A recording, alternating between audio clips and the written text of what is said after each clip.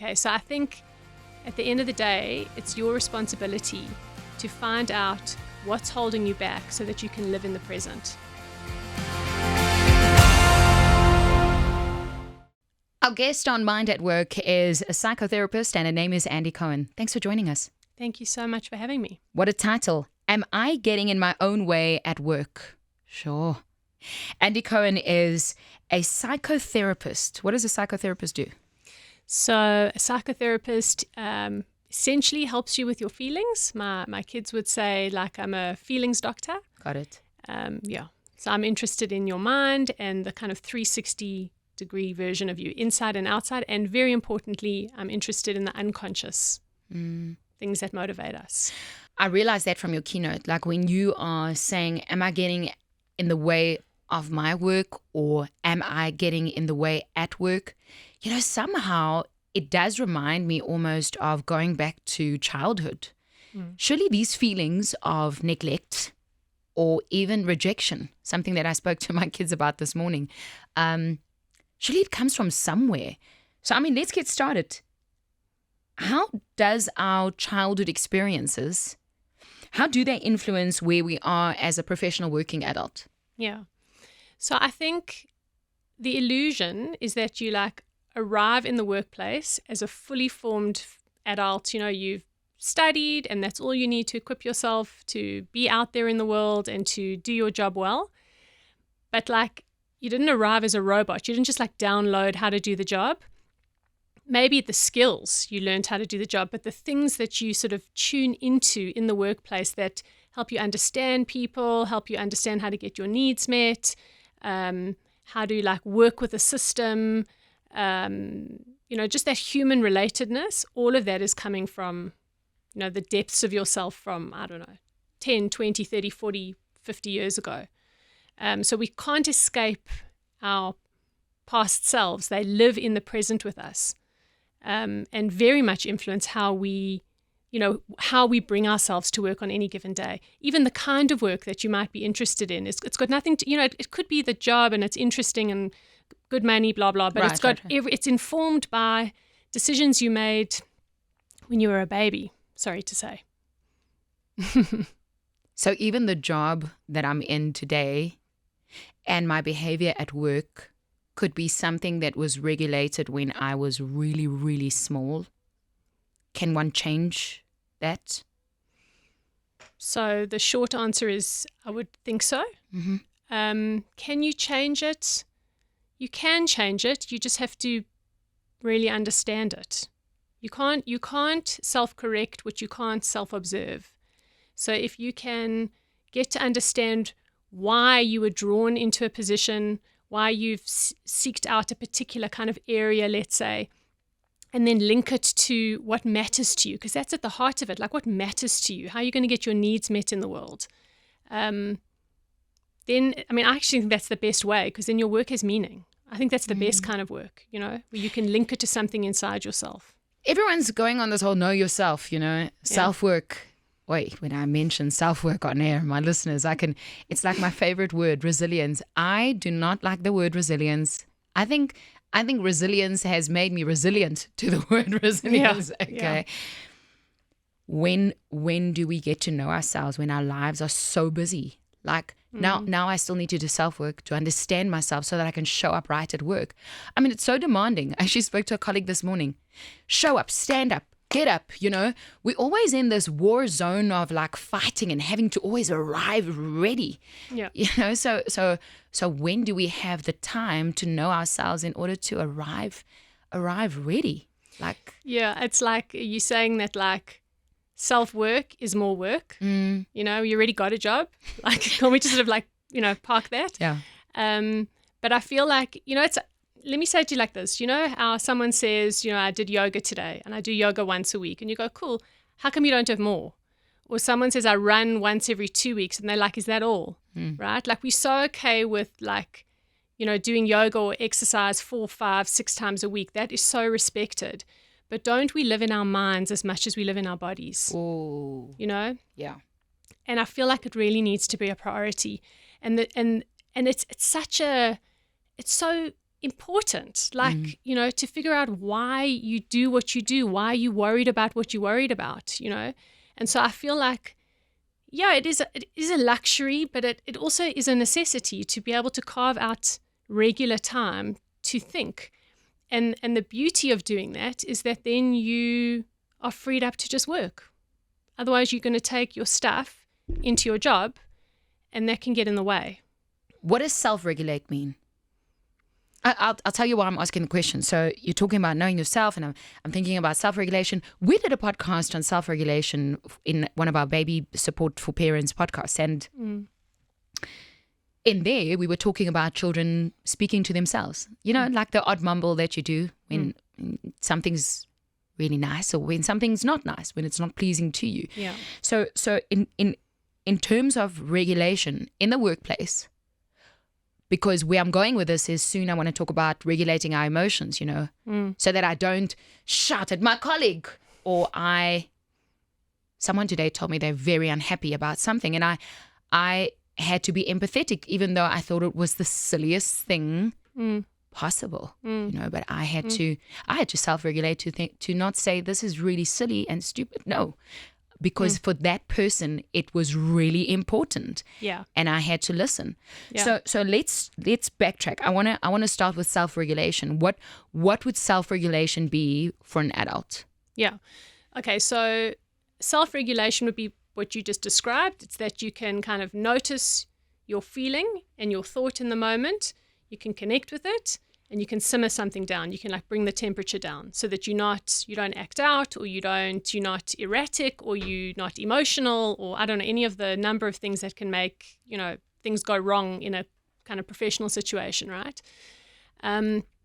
But you have to have learned how to do that like back in the day. That's like a developmental milestone that everybody would have needed to kind of internalize actually as a baby. Right. So the way that would work is there's a concept in psychoanalysis called containment.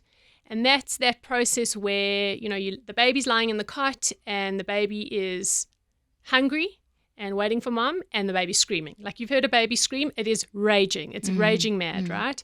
And the baby is screaming and raging like that because they don't know where mom is or if the food's going to come, and it's actually a survival issue. It's not just I'm irritated. It's like I might die. It's right. that it's urgent. And so what the baby will do is it will scream, mom will hear eventually come. And then that process of the mom picking up the baby and like patting the baby to sleep, or patting the baby to calm her down so that she can wait, and then giving her the bottle, that process, the mom is helping the baby regulate because she can't regulate herself yet, right? So there's that kind of physical contact and that repetitive action that's happening.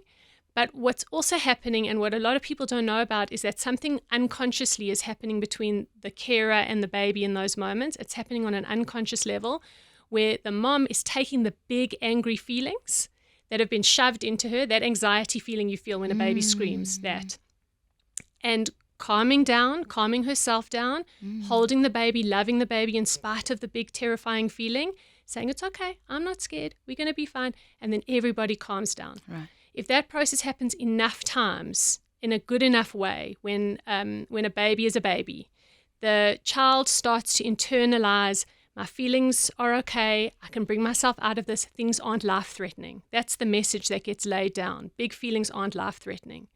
And then you carry that in your life. Like, that becomes something it's lodged inside you as like a blueprint to cope.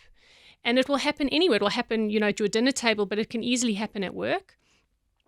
So that when you notice that someone really, really upsets you, or like a colleague shouts at you or raises their voice, or you want to raise your voice because you've got that same old angry feeling, it's not life-threatening. No. So it's all in perspective, and you can just bring the whole temperature down.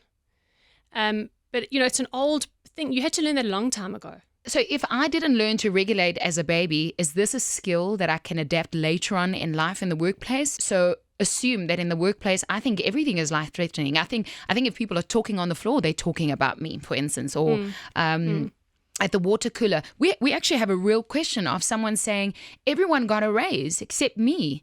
Now, unless everyone is discussing it with you, but if it's just my assumption, right, that everyone has gotten this raise, and and I'm suffocating. I'm thinking, what about me? Yeah. Is that regulation? So that is, I mean, that's paranoia. I mean, that's really worrying. That's having a constant feeling like you're not getting what someone else is getting. So that is something relational. It's something to do with, I mean, if I can imagine, I can create a scenario out of what you've told me. Let's say that person comes from a really big family where there was not enough food to go around when they were younger, or there was always a competition for mom or dad's attention. Then the message that gets laid down is, I don't get what I need. There isn't enough to go around. Right. So, yeah, you can learn how to deal with it, but you first have to know that this feeling about my raise is not because people are greedy. It's because I am scanning my environment all the time to check that, to make sure that I'm going to get enough. And that does not come from this business. This comes, yeah, it's here, but it was also, I had the same problem when I didn't feel like I was invited to enough play dates when I was younger. And I had the same problem when I was sitting at a dinner table and it wasn't second helpings. Or I had the same problem when I was at my previous job. Exactly. So that's the other thing. You know, if you're in multiple jobs and you notice you have the same frustration, you never get paid enough, you never get enough opportunities, you never get enough working capital, you never get that might not be the job. That might be something in you. Right. And it's important. It matters. That is those repetitions, Freud called it the repetition compulsion, where you constantly find yourself landing up in the same situation over and over again, and it exhausts you and it worries you, and you think the world's out to get you. But actually, it's you coming up against these same scenarios again. It's almost like the record scratched. So you like go around and then you bump back, and then you go around and you bump back. And that is your mind's way of trying to push you in a direction so that you see, we've got a problem here, we need to sort it out. It's a sign, it's a signal that there's something wrong, like the record is replaying in the wrong, we can't play the rest of the song. So that's usually a signal that it's time to like start trying to ask questions about what I'm doing and why I'm doing it, and taking some, owning some of it, I think.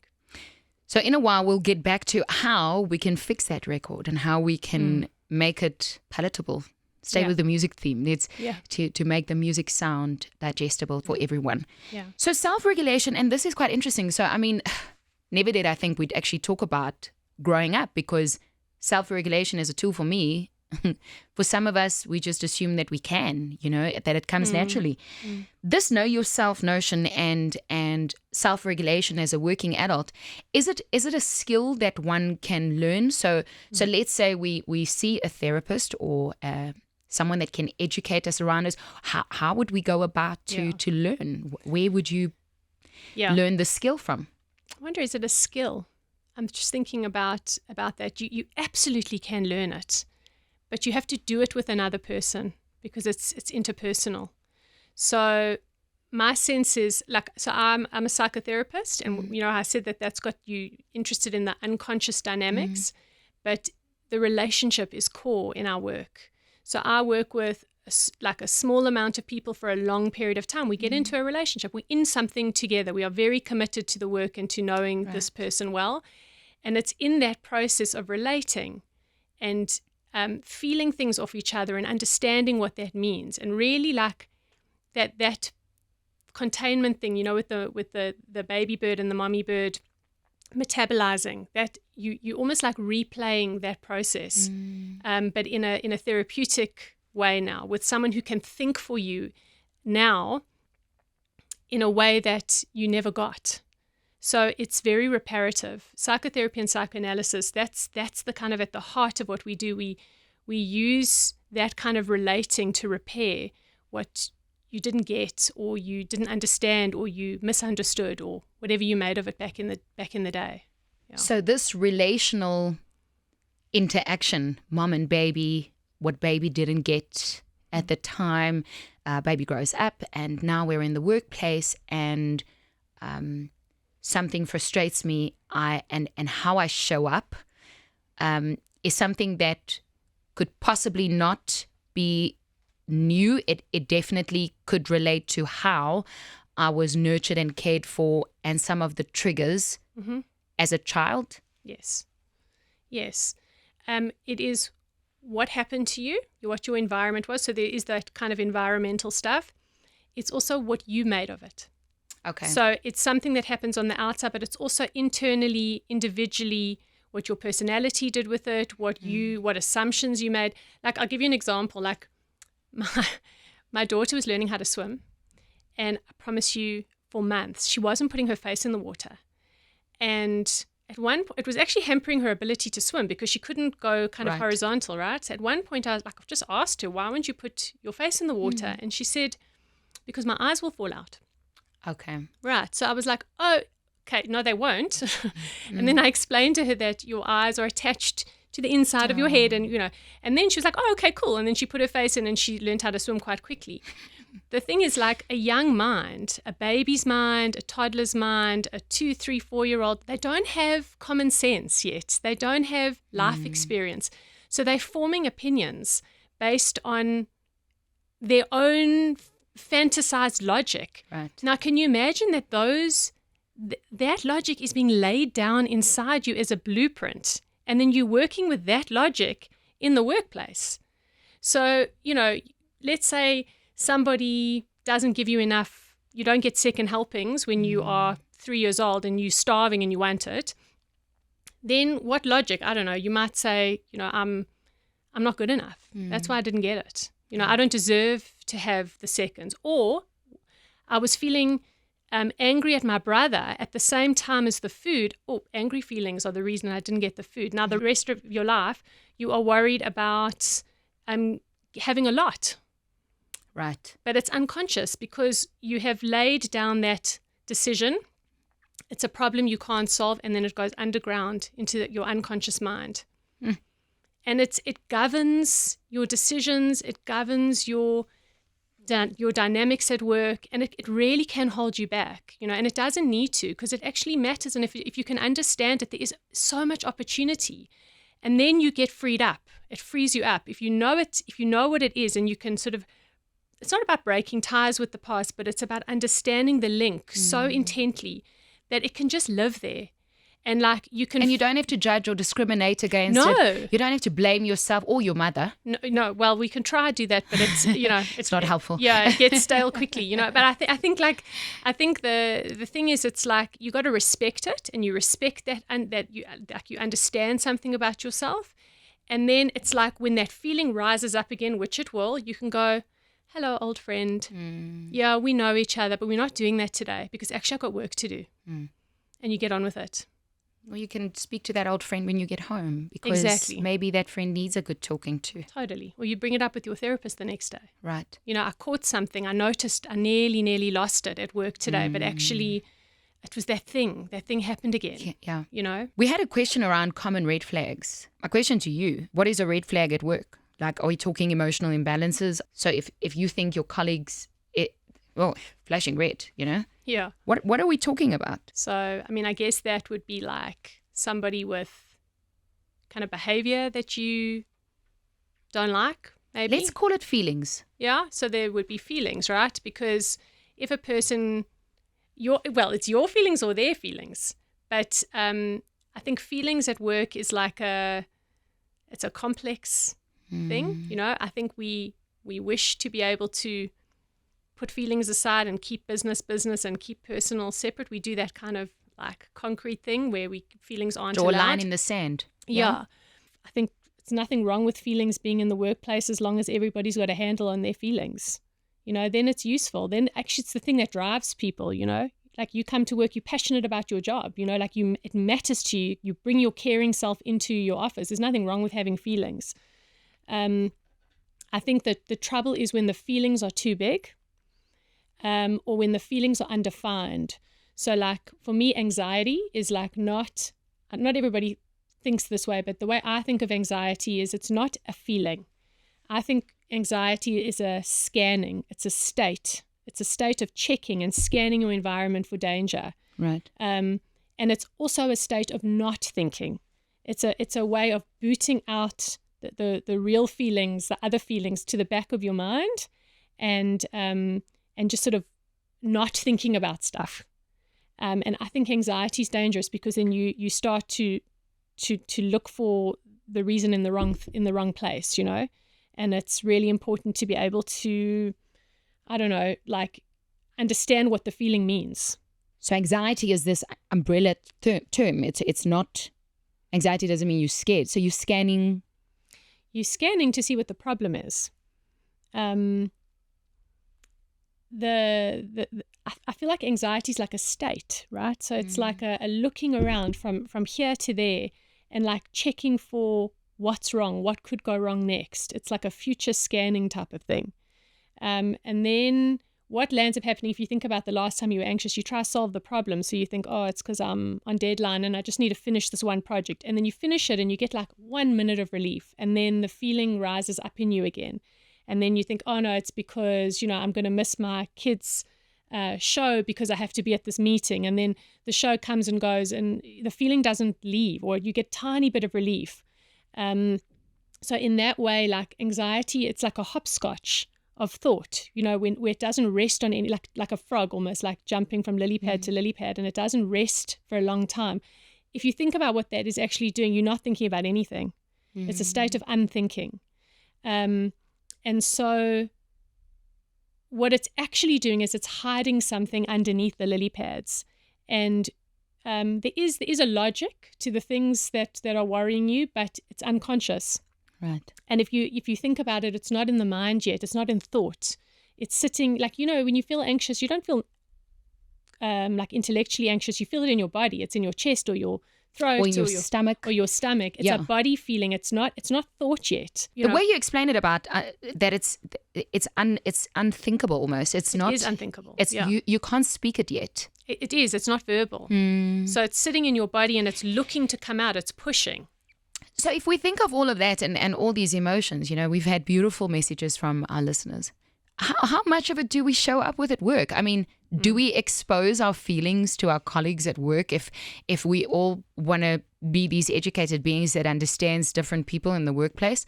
Actually, I had this conversation with one of my leadership the other day where I said to him, do you become vulnerable in your meetings? Because we talked about, you know, the way our leadership show up, because they always have to be strong. And he actually said to me, you know what, Elana, the other day I broke down in a meeting. And afterwards you overthink it. You think, you know what, should I have cried? Should I have not? You know, do they respect me more? And I think they do. I think your colleagues or your team, they do respect you more because you showed that you're not just wanting them to be perfect the whole time, you know? Yeah.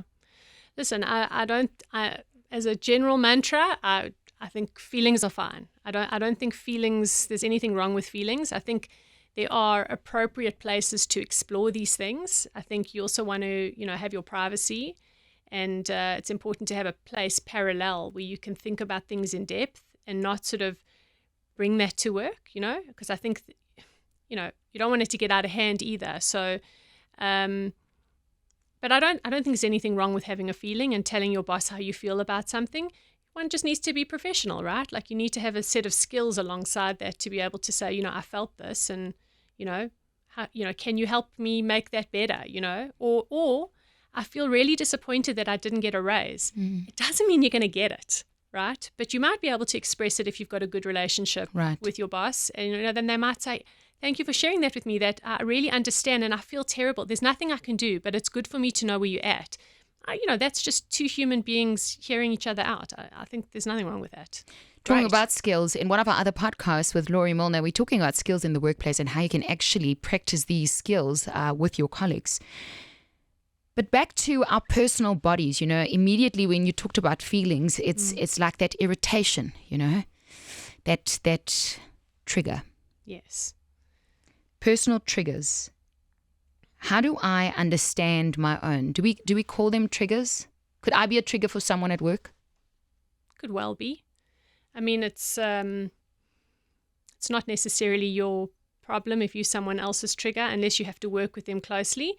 You know, then you might need to get in a room together, might need to have someone facilitate and help figure out. An intervention. I love that. Because I think the truth is, like, anywhere where you have, like, at work, you don't function as an island, right? You're working with someone else or with a team, right? That's relational. And that is always going to echo something from your very early relationships and your early family, like your sibling dynamics, for example. So any stuff that you might have had, like from your family or between you and your parents, like where there's anywhere where there's, like, let's say, a power struggle or power dynamics where one person is strong and one person is weak, is going to evoke all your early childhood stuff around how you related to your parents and being helpless or vulnerable. The way we work all of that stuff out is in our families. That's our first experience of being on a team, right? So that stuff is going to come up. Now, I'm not suggesting you go and psychoanalyze your coworker, right? Like, there are other places and forums for that, right? But it's good to be able to observe it in yourself. It's so interesting. Like, he gets my back up every time, but he reminds me of my older brother. That's useful. I don't know if you need to go tell the guy that. I don't think he's going to want to hear, like, I don't, you might, it's just not, it's not, I don't, advise that. But if you can take that somewhere else to interrogate it a little bit, it means something and it matters, and you can get to the bottom of something. You can actually understand yourself better and actually have a more pleasant day at work because you'll walk past him in the hallway and he won't bother you so much, Good advice. Take it elsewhere. And by that, Andy didn't mean like to the bar or... No, I didn't. There's wonderful advice, and we'll get to that just now.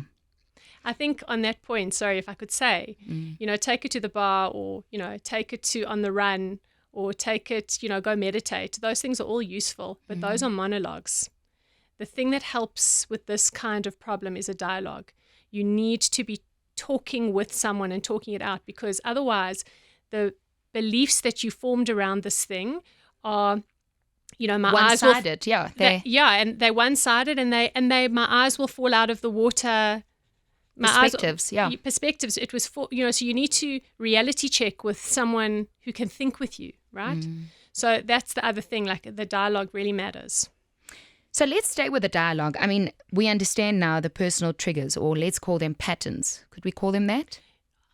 Listen, patterns are, for me, at the heart of everything. Freud called it repetition compulsion. It's the record scratch, where you notice that throughout your life there are these similar things that are happening over and over and over again. You might notice it like more like in a concrete external way, like, I don't get the raise, I never get enough, but it's also, there's a feeling behind that. It's like, I just feel unsatisfied all the time. Like, I never feel full. Maybe you even like have like eating stuff, when you're eating, or you like have trouble with your weight, it sits there, and then it sits also with your partner. You don't get enough time with him, so it will be almost shattered throughout your life. And then this work is about trying to pick up and understand what those patterns are, and this repeating, to get to know the repetition, to get curious about the repetition, because it's holding the kind of kernels of what your deepest needs are, actually, and something that really needs to be understood, and like those pieces need to be pulled back into one picture again. So, Andy, all of this has got to do with being held back. All of this has got to do with understanding yourself, and with that, you'll be able to move forward. Yeah. But if I stay with our title, am I getting in my way at work? Am I getting in my own way? Surely there should be something that I am hiding. Like, what if I just find out what is hiding behind all of that, so that I can just be successful and move forward? Okay, so I think at the end of the day, it's your responsibility to find out what's holding you back so that you can live in the present. If you are able to figure out what all that shrapnel is, you can leave it there. You put the picture together and you set it aside, and then you can actually function in a successful way in your present role, in whatever it is that you have committed to going forward, without sort of always looking over your shoulder, because that takes up a huge amount of energy, actually. Like, our energy is like it's an economy. Like, there's only so much to go around, and if you're constantly putting your energy into trying to solve a problem that happened 30 years ago, you're not investing in your current role the way you should be, and that's where you're holding yourself back. You have to be able to kind of do yourself the service of parking that old stuff. And that's not putting it out of mind. It's getting to know it so well that it doesn't worry you anymore, or that you can accept something or mourn something, because that's also part of the work. Sure. Find out what is holding you back so that you can be present. Yeah. You mentioned earlier that there's this dialogue that needs to happen so that you don't feel in the way of yourself at work, so that you don't feel like you can't. Who do we have that dialogue with? We've established that it's not possible to just have it with a colleague. We've established that it's not a good idea to phone your mom about it. How do we get hold of the right expert in order to take us further? Yeah. So, I mean, I'm biased. I work psychodynamically, but a psychoanalyst or a psychotherapist who is equipped to think in this three-dimensional way, who will be able to hear your problem and understand that it's part of a bigger picture, that there are echoes of what's happening now is an echo of something that many things that have happened a long time ago. Analysts and psychotherapists can hear the unconscious, and it's a very specific training. It's also like an analyst is, to my knowledge, it's the only mental health practitioner that has to have their own analysis in order to treat someone. So they have to know the depths of themselves so well that they are equipped to take on whatever a patient brings. So for me, if a listener out there finds themselves, noticing these patterns, noticing the overwhelm, being curious in themselves, wanting to kind of take that journey, look for a psychotherapist or a psychoanalyst, because that's where you will be able to get the answers you're looking for. We're a community of inspiration, but we need to be motivated. If you could give one nugget of motivation to everyone at work, I mean, it's tough out there, what would it be? A nugget of inspiration. Come on, Andy Cohen. I can do it. Yeah. I think to be curious. Yeah. I think to be curious about yourself, like, why are you in the job that you're doing? It could just be money. Even sometimes, being able to bring home a salary at the end of the day can be as satisfying as you need it to be. But to be able to be curious about why you're drawn to the industry you're in, the people that you're working with, why are you there? Why does your work matter? Because I think at the end of the day, the best thing you can have is meaningful work. Really, like I feel like that is such a gift for any person, to wake up and to love what they do and to feel passionate and not held back when they get there. For me, that's but to be curious about that and curious about yourself and what gets you up in the morning, gets your back up, all the good and the bad, Andy, thanks for your time. Oh, thanks for having me.